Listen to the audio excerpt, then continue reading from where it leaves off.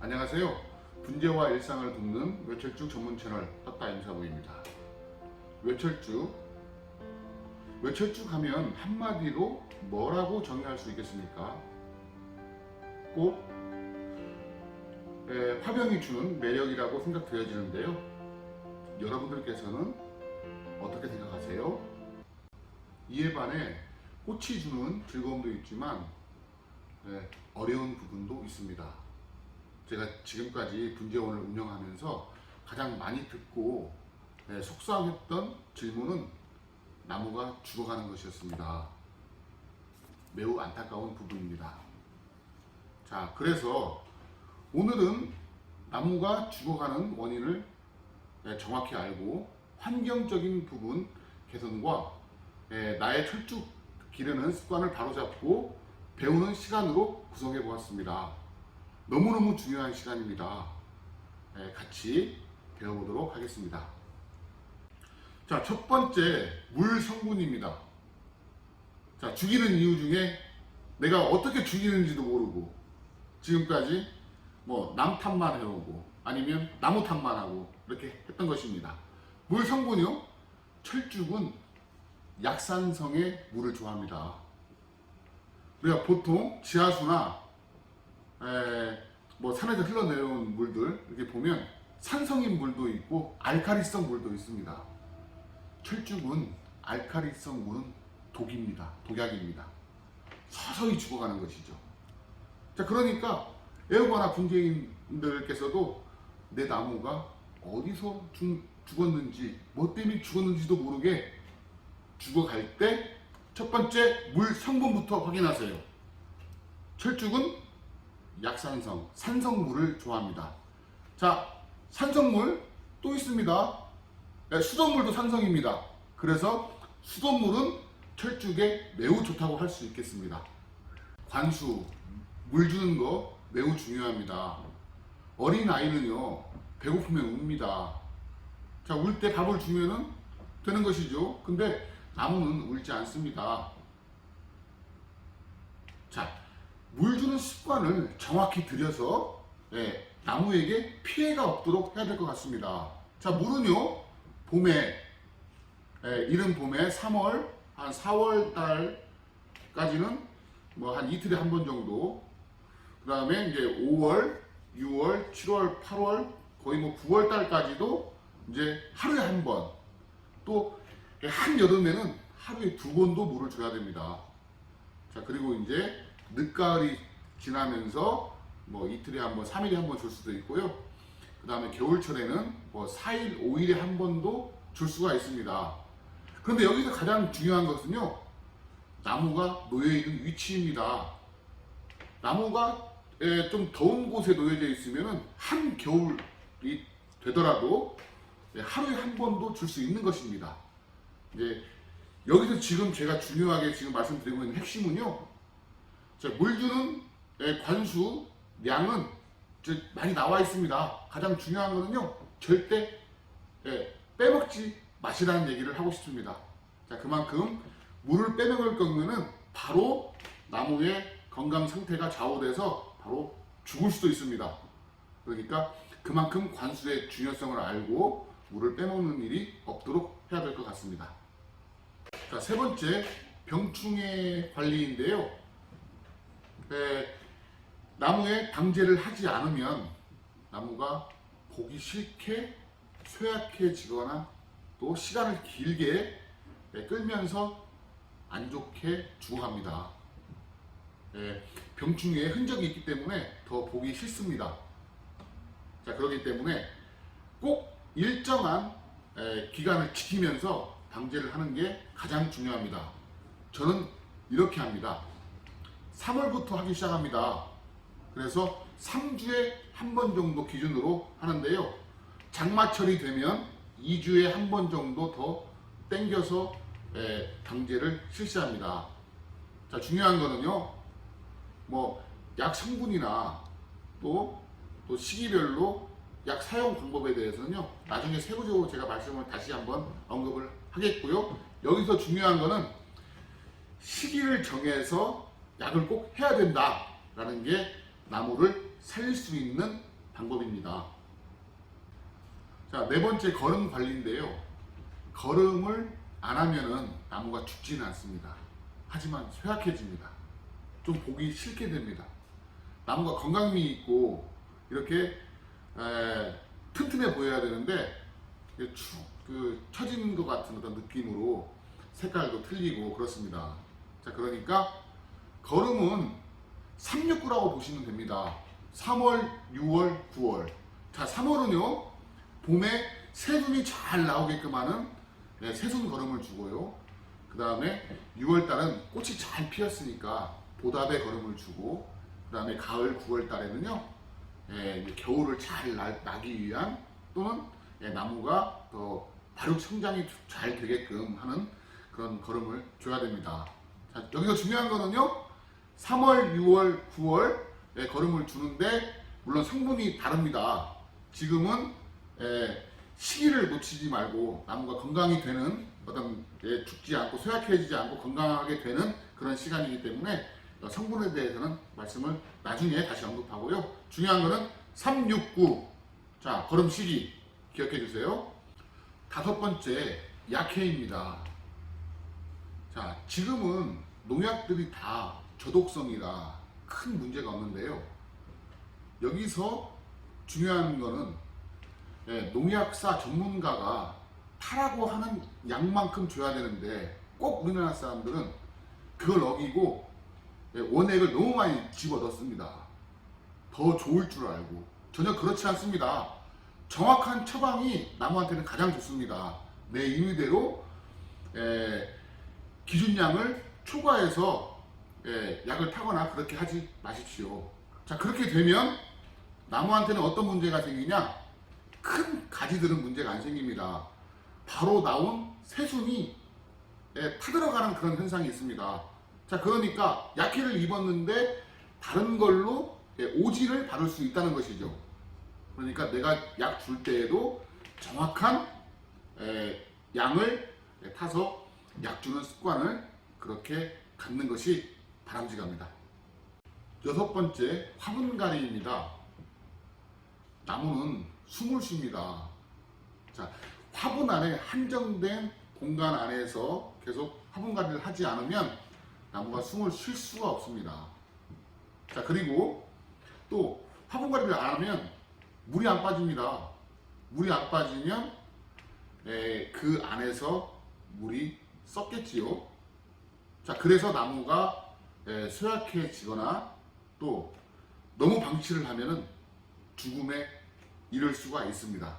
자, 그러니까 나무가 물이 빠지는지 안 빠지는지 잘 관찰하면서 또는 또 시기적으로 좀 작은 나무는 한 3년 주기 정도가 되겠고요.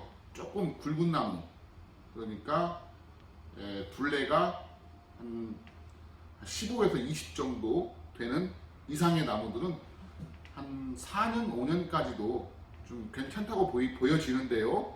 이때는 나무가 화분에서 물이 잘 빠지고 있느냐를 관찰하면서 이렇게 분갈이를 하면 되겠고요. 또 분갈이를 해줘야지만이 또 새로운 흙이 들어와서 새로운 흙 속에는 나무가 필요로 하는 영양소들이 있습니다. 또 거름 외적으로 흙이 가지고 있는 영양소가 있으니까요.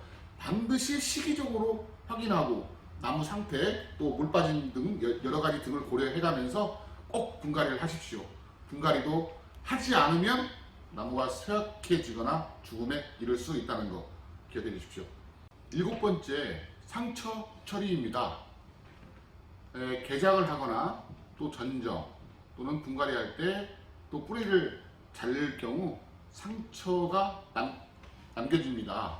자, 이때 상처 처리를 하지 않으면 그 안으로 병원체가 들어가서 나무가 약해지거나 그 가지를 또는 그쪽 뿌리를 고사시킬 수도 있습니다. 자, 그러니까 3mm 이하 정도면은 자연 치유도 가능하지만요, 3mm 이상 되면은 꼭 약제를 바르거나 반드시 상처 처리를 확실하게 해주시기 바랍니다. 자, 그렇게 하지 않으면 그 가지가 죽을 수도 있고 또 그 가지를 통해서 전체적으로 나무가 쇠약해지는 경우도 많이 봤습니다. 자, 그러니까 바람직한 습관, 상처가 생기면 꼭 약을 발라주는 그런 습관을 갖는 게 매우 중요한 것 같습니다. 자, 8번째 전정입니다. 자, 지금 제가 말씀드리고 있는 전정은요, 나무 생장 발육을 더 활성화시키는 전정입니다. 자, 봄이 되면은요, 이렇게 꽃정리도 하게 되고, 그 다음에 뭐 도장지 등, 또 불필요한 가지, 또 가지 늘리기 등등을 제때 해줘야지만이 나무 생장 발육에 더 도움을 줍니다. 그러니까 우리가 달리는 말에 채찍을 하듯이요, 전정은 더 생장 발육을 더 하게끔 만드는 역할을 하게 되는 것입니다.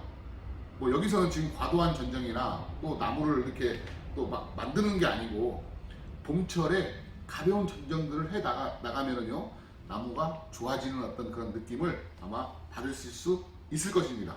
근데 그렇게 전정을 하지 않으면은요, 나무가 확 좋아지거나 더 이렇게 윤기가 나거나 그러지 않습니다. 그러니까 항상 봄철에 가벼운 전정은 의무적으로 실시를 하는 게 좋습니다.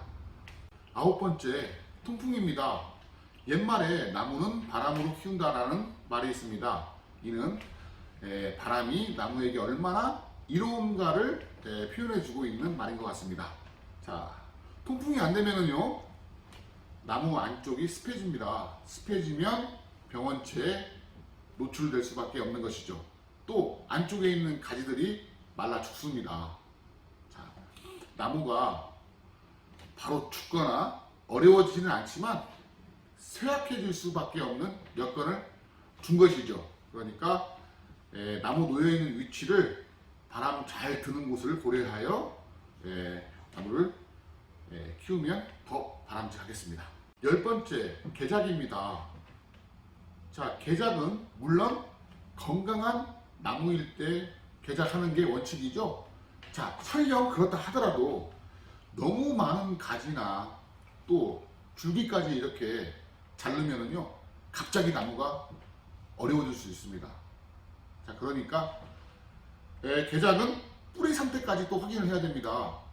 나무를 잘랐을 경우 또 뿌리도 조금씩 잘라주면서 바란스를 맞춰 나가는 것까지의 어떤 상황을 보면서 개작을 해야 됩니다. 그러나 여기서 가장 중요한 핵심은요, 한 번에 너무 많이 자르면 갑자기 위험해질 수도 있다는 거 또 기억하시면서 개작을 하시면 될 것 같습니다. 11번째, 직사광선입니다. 철쭉은요, 오전에 드는 가벼운 햇빛은 좋아하나 오후 뭐 한두 시에 그 한여름의 햇빛, 직사광선은 굉장히 나무에게 해롭습니다. 수관부 쪽이 타들어가는 현상을 이렇게 볼 수가 있습니다. 그러니까 그럴 때에는 가벼운 차광막을 쳐줘서 나무가 더욱 건강해질 수 있도록 그렇게 좋은 환경을 만들면 되겠습니다. 12번째, 장기간 꽃 감상입니다. 자, 1년 농사를 잘 지었습니다. 자, 그래서 5월달 화기 시즌에 꽃이 활짝 폈습니다. 자, 너무 길게 꽃을 감상을 하면은요, 나무가 자칫 쇠약해질 수도 있습니다. 자, 그러니까 일정한 기간을 염두하면서 꽃 감상하는 것도 매우 중요한 것 같습니다. 여기서 설령 내가 정해놓은 시간보다 조금 더 많이 감상을 했다면요, 또 꽃이 진 다음에 바로 거름을 주고 또 다른 집중 관리를 통해서 나무가 빨리 수세를 찾을 수 있게끔 도와주는 것도 하나의 방법이 되겠습니다. 하지만 너무 장기간의 꽃 감상은 자칫 나무에게 해로워질 수도 있다는 것을 기억해 주시면 되겠습니다. 13번째, 화기 후 늦은 전정. 자, 5월달에 또 6월달에 예쁘게 꽃을 피워냈습니다. 자, 그러면 꽃 정리를 하고 화기 후 전정을 해야 됩니다. 자, 5년 전쯤에는 우리나라의 어떤 기후가 온난화까지는 아니었습니다. 자, 그래서 7월 초까지, 그러니까 7월 5일 정도까지 전정을 마치면은 새 눈이 나와서 7월 말, 8월 초, 아니 8월 또 9월 초까지 화학 분화를 통하여 눈꽃을 형성하게 됩니다. 자, 그런 시간이 충분했는데요. 지금 시기는 지구의 온난화 때문에 또 우리나라의 온난화 때문에 6월 25일까지 전정을 마쳐야지만이 새로운 눈이 나와서 화학 분화를 할 수 있는 시간이 만들어진다는 것입니다. 여기서 중요한 거는요, 7월을 넘기면 절대 안 된다는 거. 눈꽃을 맺을 시간도 없을 뿐더러 새눈이 나올 시간도 너무 적어져서 바로 한여름을 맞이하게 되는 것이죠. 그러니까 새눈이 한여름에 나온다 그러면 햇빛에 견디지 못할 수가 있습니다. 자칫 나무가 아주 어려운 상황까지 만들어질 수 있다는 것입니다. 그러니까 화기후 전정은 6월 25일을 넘기지 말아야 된다는 것을 절대적으로 기억을 해서 그 전에 마치시는 게 바람직합니다. 14번째 동해입니다. 자, 동해는 추운 겨울을 이기지 못하고 나무가 어려워지는 상황을 이야기합니다. 자, 제가 하우스에서 수강부가 죽어가고 있는 나무들을 몇 그루 이렇게 보았습니다. 도대체 왜 수강부부터 이렇게 마를까라고 이렇게 쭉 찾아본 결과 그 나무들이 한 해전 또는 두 해전 우리 정원 밖에 진열이 돼 있었던 것입니다. 그것도 추운 겨울에요. 자, 이는 제가 살고 있는 이쪽 전북, 전주, 완주 쪽에서도 이 동해를 이기지 못한 결과였습니다. 그러니까 뭐 대전이나 또 수도권 그쪽 위쪽에는 더 크게 작용을 할 것입니다. 그러니까 나무가 겨울철에 놓여져 있는 그런 부분들도 잘 염두를 하여 이렇게 관리를 해 나가야 될 것 같습니다. 자, 여기서 또 남쪽이나 따뜻한 지방에 있는 그런 나무들은 그래도 비교적 안전하다고는 볼 수 있지만 그래도 겨울철에는 나무를 유심히 관찰을 하면서 동해에 입지 않도록 각별한 주의를 요합니다. 15번째 용토입니다. 외철쭉은 일본이 원산지입니다. 자, 저도 수입하는 과정이나 또 배움의 과정 때문에 일본을 수차례 다녀왔는데요. 제가 거기서 본 결과 녹소토 외 다른 흙을 사용을 하고 있는 분은 보지 못했습니다. 자, 녹소라는 지방에서 흙이 나왔고 그게 녹소토입니다. 자, 일본 사람들 모두가 녹소토를 쓰고 있다는 것은요, 그 효용성에 대해서는 아무래도 검증이 다 끝난 듯 싶습니다. 자, 우리나라에서는요, 마사토를 사용하여 철쭉을 재배하시는 분도 계셨고, 마사토와 녹소토를 혼합하여 사용하는 분도 있습니다. 자, 다른 흙은 언급하지 않겠습니다. 왜냐? 제 경험은 녹소토이기 때문이겠죠. 16번째 탄소 동화 작용입니다. 이는 자연 환경을 나무에게 보여주는 것입니다.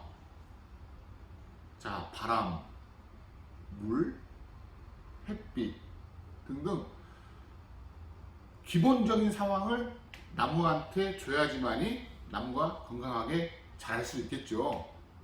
자, 그래야지만이 나무 스스로 생리작용을 해서 더 건강하게 만들어내는 것입니다. 그런 자연 환경이 나무에게 없다면 나무가 어떻게 되겠습니까? 17번째 돌연사입니다. 돌연사는 정말 어떻게 죽었는지 모르게 나무가 죽는 경우입니다. 제가 지금까지 열거한 모든 내용 외에도 모르는 부분이 아마 있을 수 있습니다. 그게 돌연사가 아닌가 싶습니다. 돌연사도 나무가 죽는 이유 중에 하나라고 말씀을 드리고 싶습니다. 18번째입니다. 노목입니다. 자, 나무도 사람도 생이 다해서 이제 죽는 겁니다. 자, 이렇게 노목까지 내 품에 만약에 자라왔다면은 이거는 대단한 것입니다. 자, 그렇게 해서 나무를 또 보내주면은 더 기쁜 일들이 우리한테 아마 더 다가오지 않겠나 그렇게 싶습니다. 정리하겠습니다.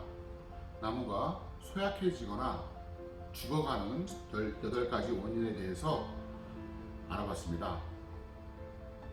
여러분의 나무가 건강하고 보기 좋게 만들어질 수 있도록 저 임사부는 곁에 함께 하겠습니다. 감사합니다.